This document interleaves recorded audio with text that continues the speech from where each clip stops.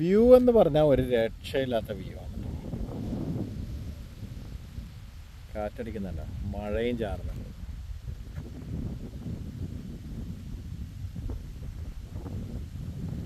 പണ്ടൊന്നും ഈ ഭാഗത്തേക്ക് കയറിയാൽ നെറ്റ്വർക്ക് ഇല്ല, ഇപ്പം പിന്നെ നെറ്റ്വർക്കൊക്കെ ഉണ്ട്.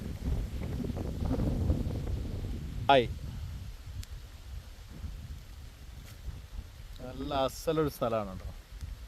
മഴ ഇനിയിപ്പോൾ മൺസൂൺ ആയിക്കഴിഞ്ഞാൽ അല്ലേ, കാടിൻ്റെയൊക്കെ ഇപ്പോഴുള്ള രൂപമൊക്കെ കണ്ട് മാറും.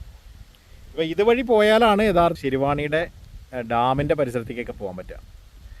ഡാമിൻ്റെ ആ ഒരു ഭാഗത്തേക്ക് പോകാം. അതേപോലെ തന്നെ അവിടെയുള്ള പുൽമേടുകളിൽ ശിരുവാണിയുടെ പുൽമേടുകളുണ്ട്, കുന്നിൻ ചെരുവുകൾ. അവിടെ നിന്നാൽ തമിഴ്നാടിൻ്റെ ഭാഗങ്ങൾ കാണാം. അവിടെയുള്ള ഒരു ശിവലിംഗത്തിൻ്റെ ശിവപ്രതിമയുടെ ഒരു സംഭവം ഉണ്ടല്ലോ, അതൊക്കെ കാണാൻ പറ്റും. അങ്ങനെ മലമടക്കുകൾ ഒരേ സമയം മഴ പെയ്യുന്നത് കാണാം, വെയിലറിക്കുന്നത് കാണാം, മാറി അതൊക്കെ കാണാൻ പറ്റും. ഇതാണോ, ഇപ്പോൾ തൊട്ടപ്പുറത്തെ മലനിരകളിൽ വെയിലാണുള്ളത്, ഇവിടെ മഴ പെയ്യുന്നു. ഇതിൻ്റെ നടുകിലൊന്നും മഴയില്ല, പക്ഷേ കനത്ത മഴയാണ് ഇപ്പോൾ ആകാശത്ത് നമുക്ക് കാണാൻ പറ്റുക. ഇതാണോ, ജഗപ്പുകയാണ്. ഈ തോട്ടപ്പയറാണ് എവിടെ നോക്കിയാലും കാണാൻ പറ്റുക. ഇതെന്തിനായിരിക്കും അത്, ഒരു ഐഡിയ ഇല്ല.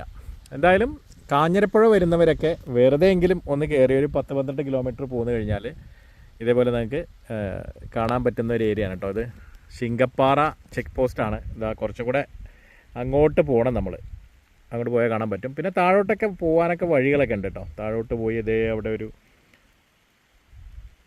ക്രിസ്ത്യൻ ചർച്ച് കാണാൻ പറ്റും.